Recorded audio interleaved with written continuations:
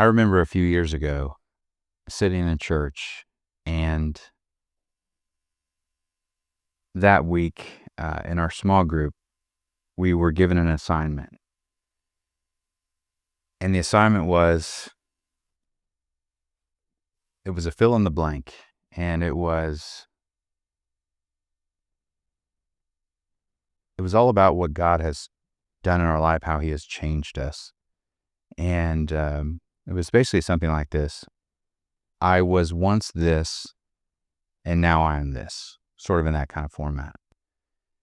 And I remember sitting there, uh, actually filled with fear because I didn't believe that I had a real testimony to share. I didn't believe that I had a story um, that really worked in that kind of setting. And so I actually found an excuse to skip small group that week. And anyway, I wrestled with that for a long time after that. And anytime it was time to share our testimonies or anything like that, it was something I really shied away from because I just didn't believe that God had given me that kind of a story to tell. Well, here I am today, and I can tell you that that is not the case today. God has given me a story to tell. He's taken me on a journey, and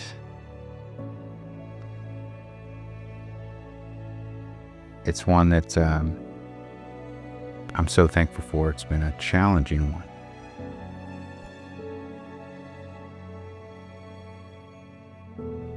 But it's one that's changed my life drastically, and I'll never be the same. It's my honor and privilege to share my testimony with you today. I grew up in a Christian home and went to church started off my life going to church at a local Baptist church. And my parents, they raised us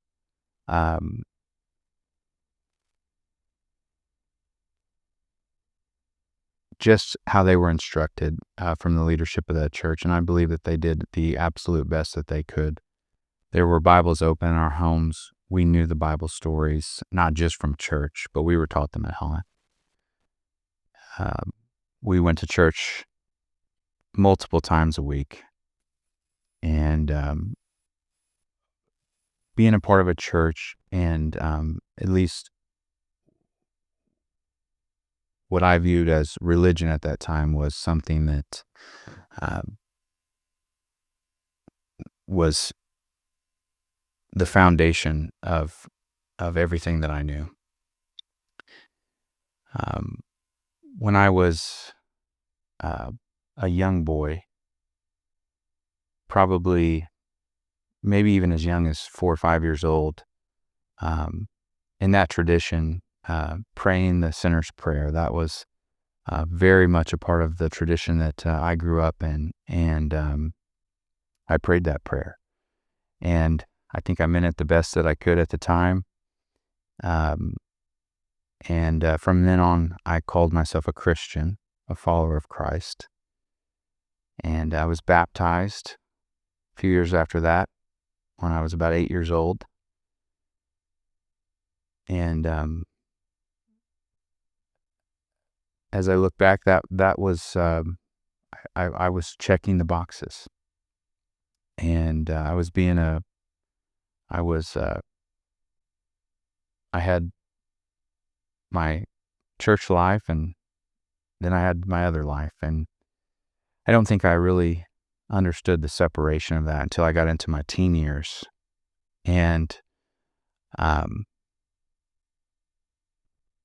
what I know now is I really had a strong taste for the world. What I was developing then was a double life. As if you could have God on Sundays, and you could be saved from hell but then every other day of the week you could have this other life. And as the years went by, my desire for that other life completely outran my life as a Christian. Um, that was the one that was getting fed. It wasn't my spiritual life; it was my carnal and fleshly life.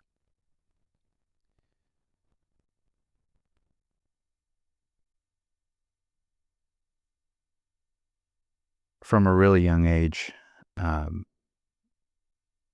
it started as sports and then quickly turned to girls. And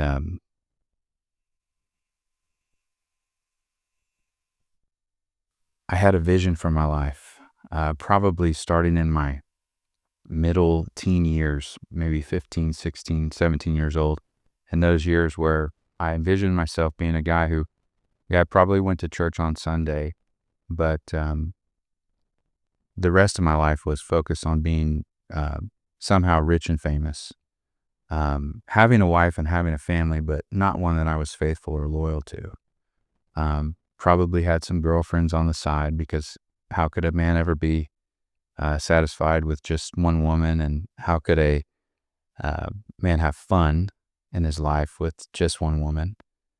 And the things that I saw on TV and movies, that's the life that I wanted. And for some reason, I believed that I could have that life um, and somehow still be okay with God. Um, a few years later, I was in my early 20s, and um,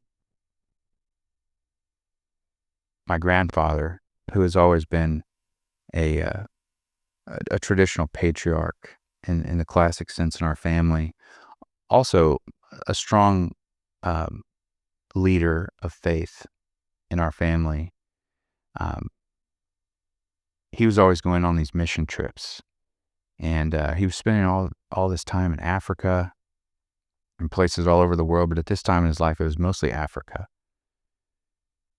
And he had taken my older brother um, with him on a trip before, and I knew at some point in time he was going to ask me. And I was sort of counting down the days when he was going to ask me, knowing that I couldn't say no. I absolutely for sure didn't want to go. But I knew he was going to ask me, because my grandpa was, to me, he was this just really religious guy who lived this sort of boring life, and he was just,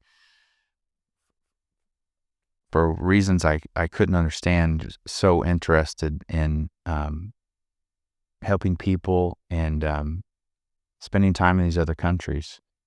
So it was college spring break time. I had a girlfriend at the time that I was traveling back and forth um, to Lexington, Kentucky to go see on the weekends, and sometimes she would come back here. And um, he called me out of the blue, and he said, "Hey, I want you to go to Africa with me." He maybe gave me a few days' notice at most. And like I said earlier, this is my grandpa. This is someone I really look up to. Um, he's also someone I know that I could never say no to. No wasn't an option. So I agreed to go. Somehow or some way, I got all the shots and all the things you have to take before you take a trip like that, and passports and all of that. Got that all done. And we went to Africa, and I remember we had some really deep conversations at night. We'd be laying in the same room together. He'd be across the room in his bed, I'd be in mine, and he would just start talking to me about life, and he would just start talking to me about the future. And wasn't these weren't conversations that I wasn't used to having, because when you get accustomed to living a double life and you work at it, you know how to act, you know what to say, in front of Christian people. Um, Being raised in church, the Bible verses, the references, you can even quote some of them. So I knew how to have these conversations, but there was something different about this trip. There was something different about these conversations that was hitting me in a different way. When I got home, or what I would end up finding out when I got home, what I didn't know was waiting for me at home was sort of what I believe God was using in my life to start to draw me to Him. All kind of unfolded after I got home, because I really started reflecting on my life in a deep way, maybe for the first time. And I really started questioning things about the way that I was living. I had certainly been on a path from my early teen years to that point, being in my early 20s at that point, of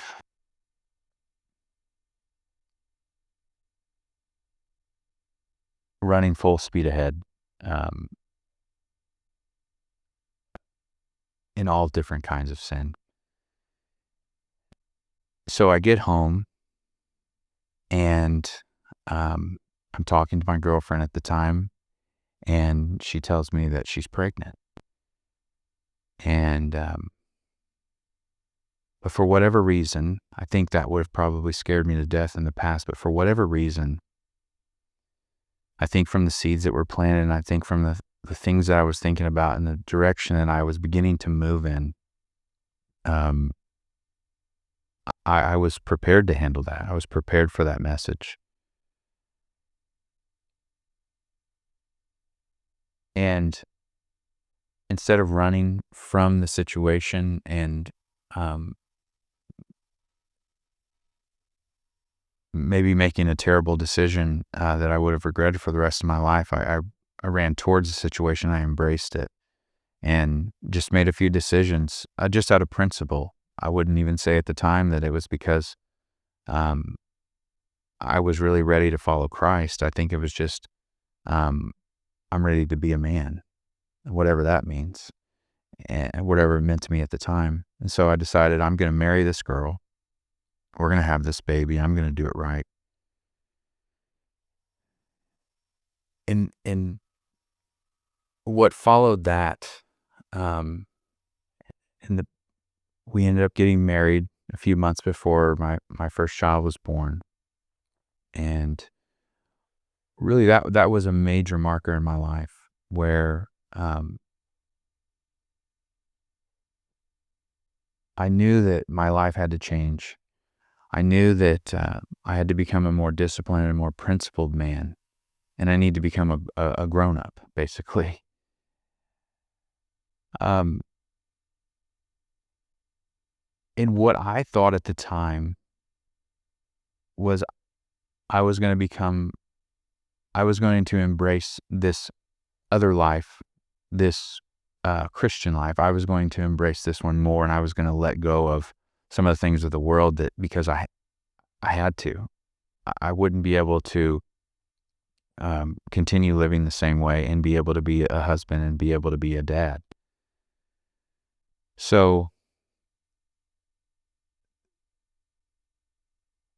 but I wouldn't say that there was even at that point, that there was a real surrender, or that there was a real change. I think that I just, my behavior was drastically modified.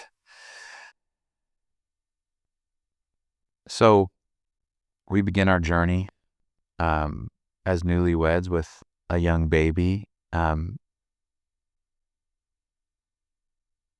And another major milestone in my life was happened just about the same time. The person who I had looked up to and idolized from my early teen years forward was my father. And Years prior to this, he had um, been involved in some things that were not going to go away, and he had to face those things. Some legal problems that he had. Um, he had to serve a 1 to 2 year sentence, and so shortly after my daughter was born, we um, we drove him as a family out to um, a federal prison in West Virginia, and that was um, that was really the next major turning point in my life, because I didn't realize how much I had relied on him um, just in my day-to-day life, and just his physical presence in my life, how much that meant to me.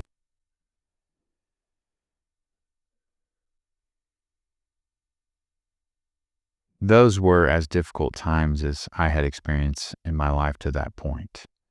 Um, what I didn't realize was so much of my foundation um, as a person was built on my father's physical presence in my life, just having him there, um, because at that time we were actually working together, so we were spending a lot of time together. Um, I had his constant advice, his guidance, and things like that, and I so the core of who I was at the time was completely shaken up. I was early in my marriage, just had my first child, and um, was experiencing a lot of things for the first time, um, and just really struggled. Um, God was really beginning to break down the foundations of my life, the things that I had built my life on to that point, so that ultimately He could end up becoming the foundation of my life.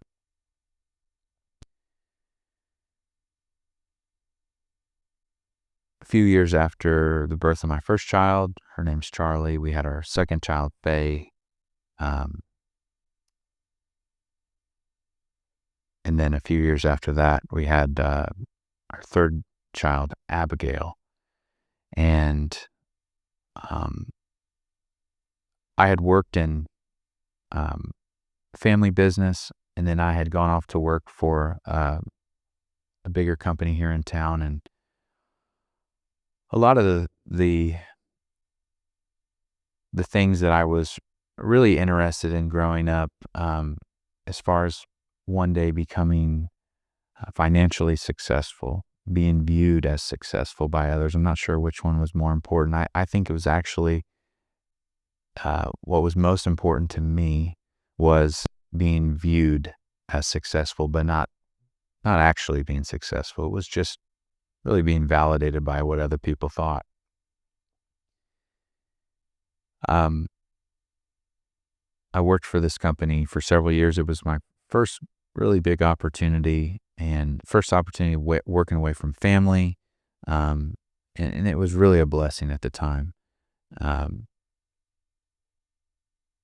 After the birth of my third girl, I decided that um, I wanted to have more time with family. I ended up going into business for myself, and um, I just always had these dreams growing up of being a car dealer. Um, I really wanted to be rich. In fact, I think felt like I needed to be rich to feel like my life was worth something. So that's the path that I was on, and that's really what my heart was set on. And so I began the journey as a owner operator of a business, and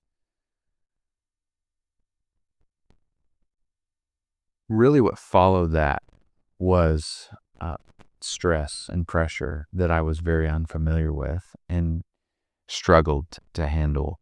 Uh, the stress and pressure in my life, um, instead of running to the Lord, um,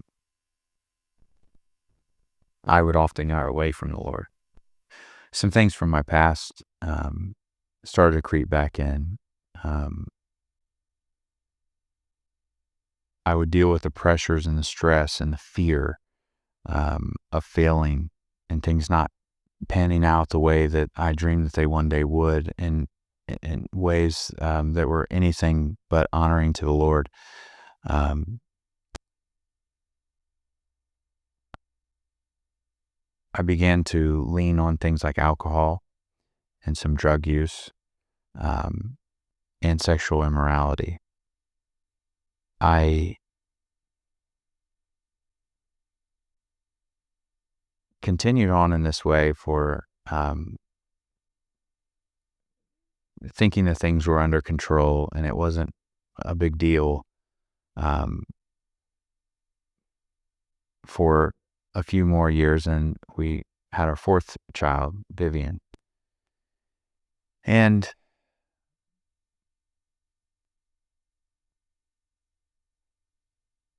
she was born in 2019, and 2020 came around, and COVID was beginning to fully unleash itself on the world.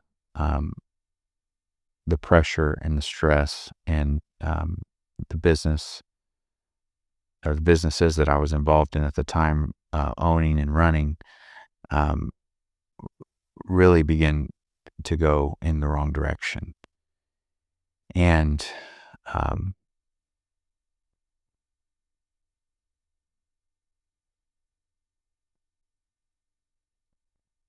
I really just began to slowly spiral.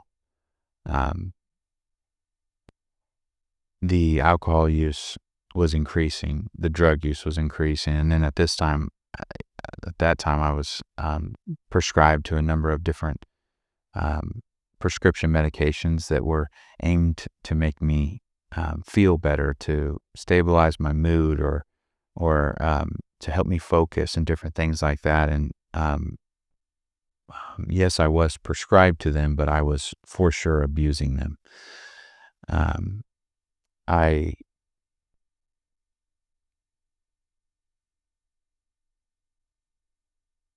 I would lean on um, when things would get really stressful, really bad for me. I would lean heavily on them, and then really what was the worst thing of all for me, um, for my life and for my marriage and for everything, was pornography. Um, it was something that um, I knew was wrong, and I knew would ultimately destroy me. But for a period of time in my life, it had a grip on me, and um, and I gave into it. Um, I never really justified it. I knew it was wrong, but um,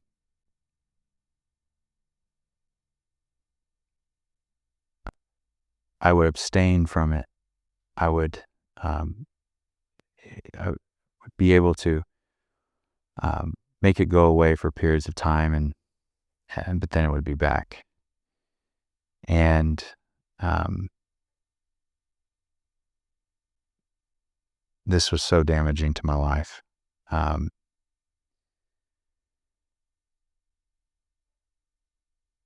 One of those businesses that I was running at the time was a family business, and we ended up having to close that business. So much of who I was, my hopes and my dreams, were wrapped up in this business. Um, People that I loved or love and care about deeply had invested in this business. And when we closed that business, I, I was responsible for all of it.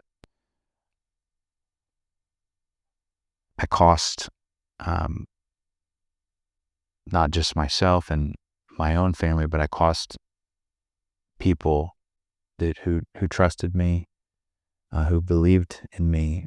I cost them a lot of money, and it wasn't mine to lose. And I just couldn't handle it. I just couldn't see myself continuing on with my life. Um, because if I wasn't going to be a successful business person, then what was I? Even though I was a husband, even though I was a father and I had a beautiful family, I looked right past it. What meant the most to me was just being viewed as a success. I cared about it more than anything else. And I believe that it was taken away from me. And um,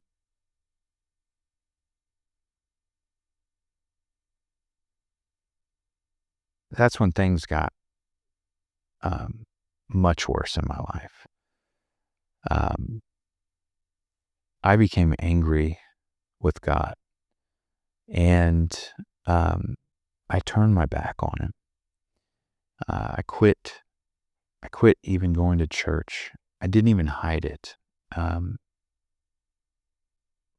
all the struggles that I was going through on the inside were playing out on the outside. In 2023, I remember I got invited to go to a Christian concert, and it was Zach Williams. And uh,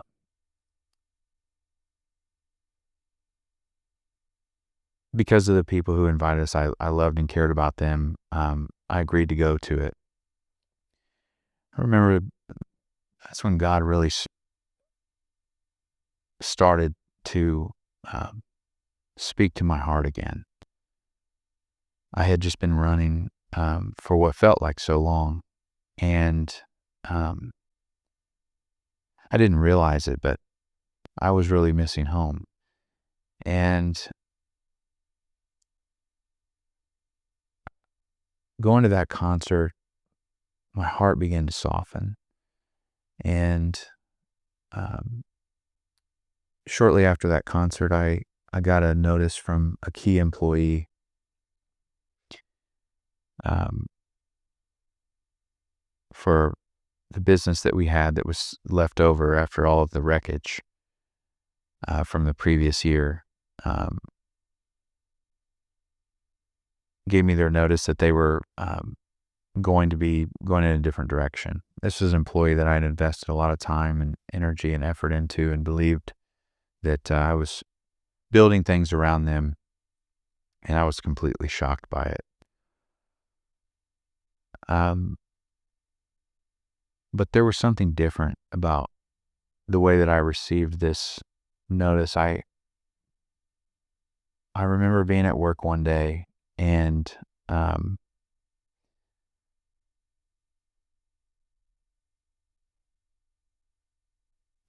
there was a popular song at the time called Run to the Father, Cody Carnes.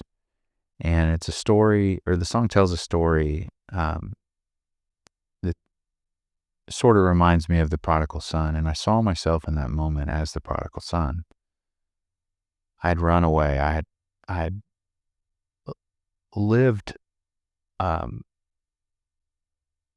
sort of a fraudulent existence from my teen years all the way to this point in my life. I would have been, it was just a couple years ago, so I'd have been in my mid-30s at the time.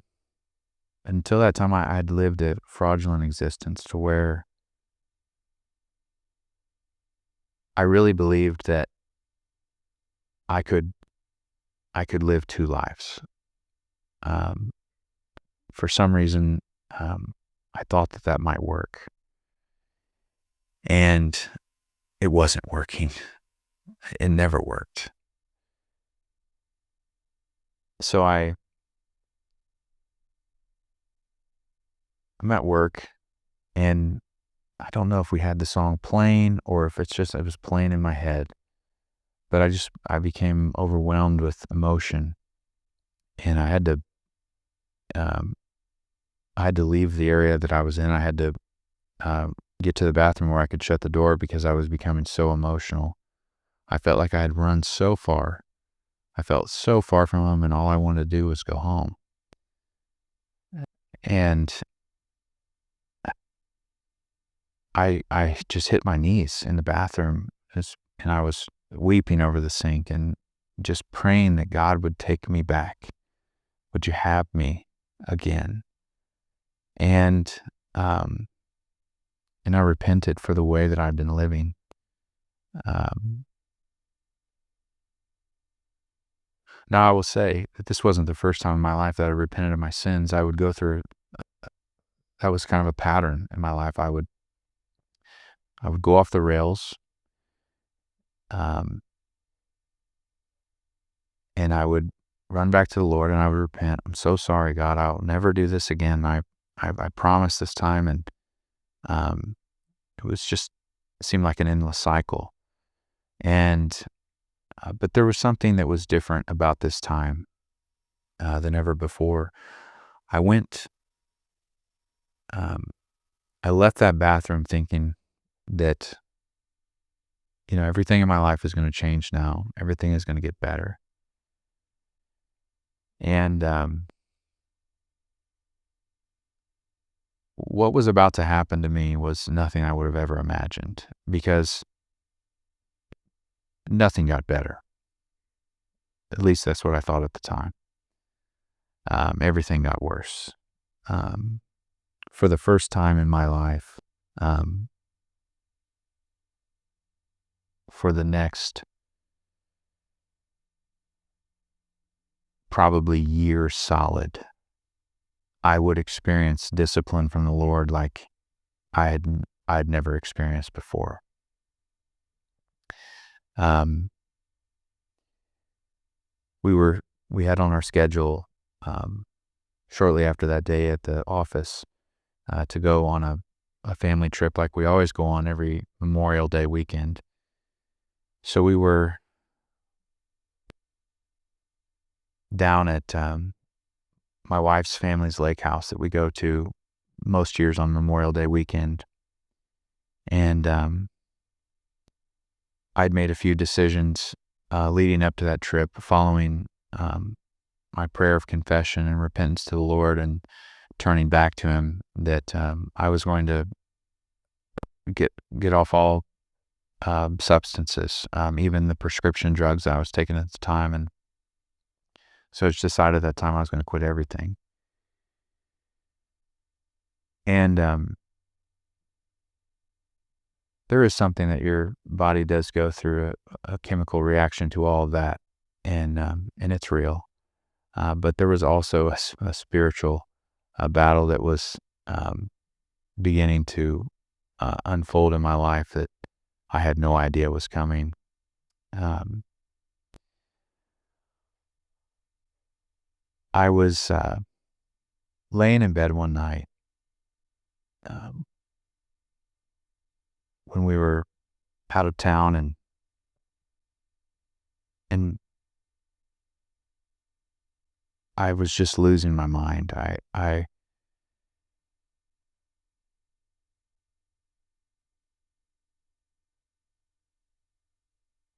It, it's hard to even explain,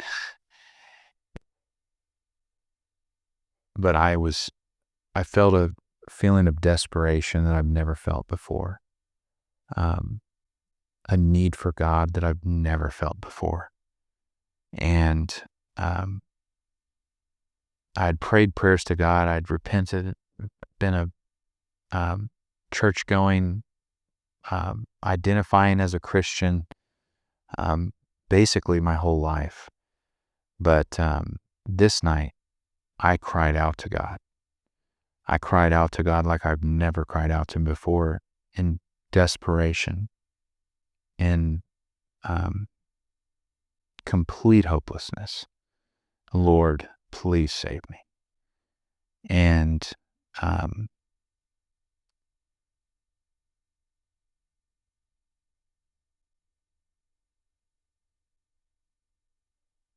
if there was ever a moment of salvation, I can't tell you exactly the moment that it was, but I know when I prayed that prayer that he became the Lord of my life.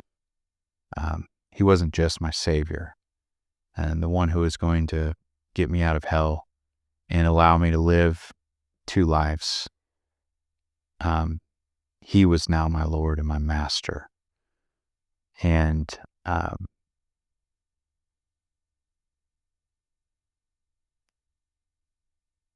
he had given me no choice. He had shown me and allowed me to feel like I'd never felt before and like I'd never seen it before, just how desperate that I was for him.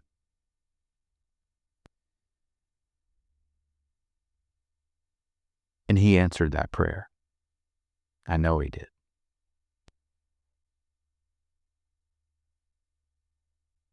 What followed that was the most challenging year of my life. Not even close. Because he had a lot that he needed to teach me. He showed me through a year of intense discipline that I truly belonged to him, that I was one of his. Because the Bible says that he disciplines the ones that he loves. And even though it was a year of my life that felt like an eternity, I found comfort with what I was going through, that he really does love me, because he's not going to let me live like this any longer. A few months after that, I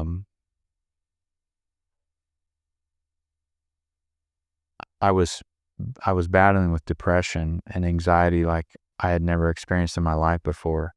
I'd taken medication for years to deal with that, and I was no longer. And I was just really having a rough time. Many days where I just flat out couldn't get out of bed. Was emotional all the time, just crying all the time.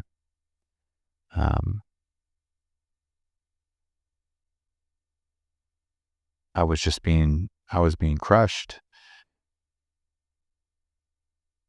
But I had my wife she was by my side, and she was supportive.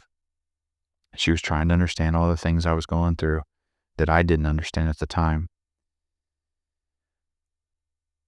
And then I remember one day I was at work, and we had a conversation, and she asked me some questions about if I believe the Lord just brought this to mind. He says that whatever's in the dark will come to the light eventually. And to this point, a lot of the things in my life that were happening in the years prior were kept in secret. I had confessed years ago that that I had engaged and had an issue with pornography, and but it really hadn't come up in the years following that. So one day out of the blue, I'm at work, and she asked me, "Hey, whenever you were running from the Lord, and when you were so distant from the Lord, were you still faithful to me?" And I knew at that point I couldn't hide, and I couldn't lie about it any longer, even though those things had stopped and they had not been a part of my life. Um, they still happened, and they weren't confessed. And so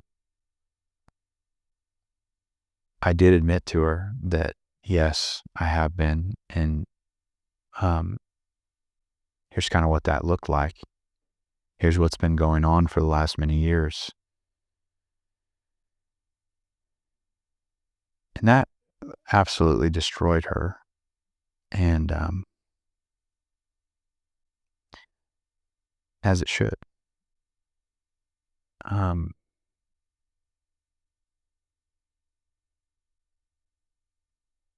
I was beginning to see not just my sin in terms of the way that um, it had hurt me, but now I was beginning to see how it hurt others.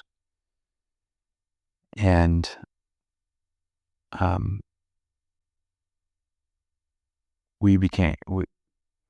things were really bad. Um, I think she had decided in her mind years prior, I'll give you one chance on this, one more chance on this. And um, I had already used up my one chance in the past. And so this was going to be it. Um, she wanted me out of the house, and um, we were going to go our separate ways. So what I thought was a difficult time I was going through my life, it got way worse. And but the Lord He was there. I went from having, I felt like at the times my wife's close to me, she's supporting me through this difficult time, um, to now I have no one. And I have only Jesus. And from that point forward,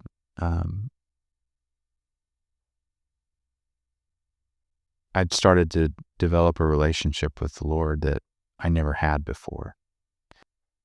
I had Jesus, and that was it. I didn't know it then, but He was all that I needed.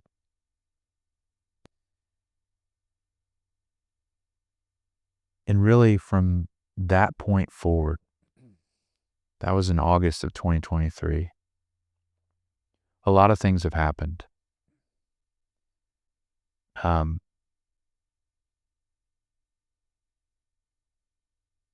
my life has changed drastically in ways that I never thought were possible before.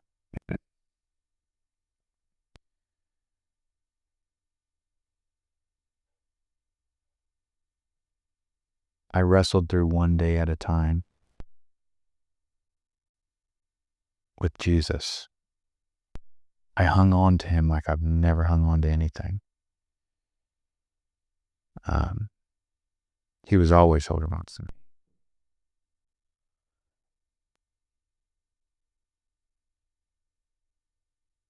He began to develop things in me that were never there before. He began to deliver me from things that were strongholds in my life before.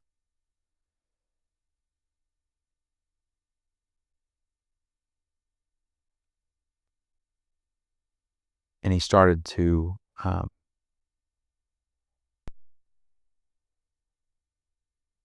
bless my life in ways that prior to all of this, I was never even really looking for, but today that I know are the most valuable things that you could ever have in this life. My marriage today, it's been um,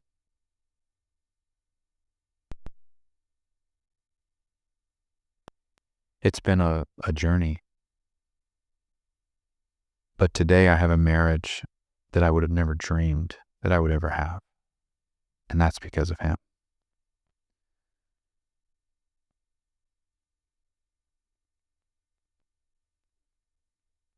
the relationship that I have with each of my girls are nothing like what they were ever like before. God has reached down into my life um, and touched my life in such a way. And these are things that I could never buy.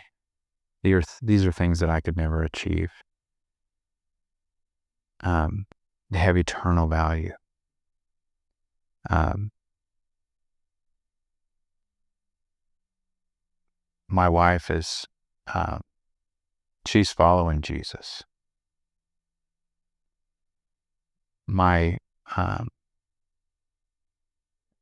the time of this recording, my older two girls are faithfully following Christ. I got to baptize my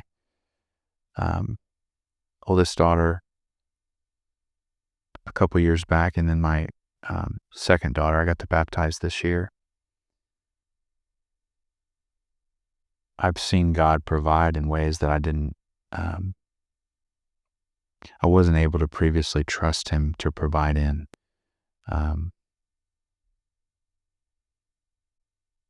Financially is one way. Coming off of some big time failures in business and trying to recover from that is very difficult. And God has provided. He's taken me on a journey that is so much different than the one that I was on before. I have joy today. It's not just something that I talk about, it's something that I have. Because my life isn't perfect.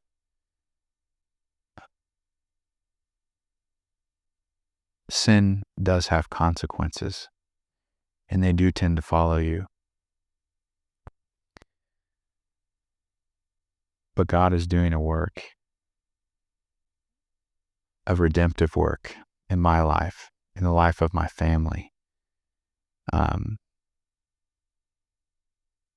that is so real and it's so personal. He's taking things that were dead, completely broken, and He's bringing them back to life. He's actually making them new.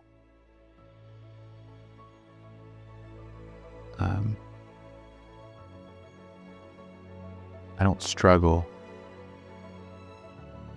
and stress like I once did. I have a sustaining joy, an underlying joy that is always with me, even in my worst moments. It's always with me. It never goes away.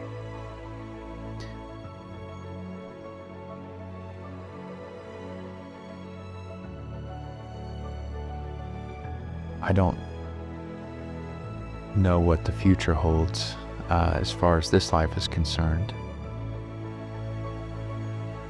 But I know this today, that God has saved me. He is saving me, and that ultimately, in the end, He will save me.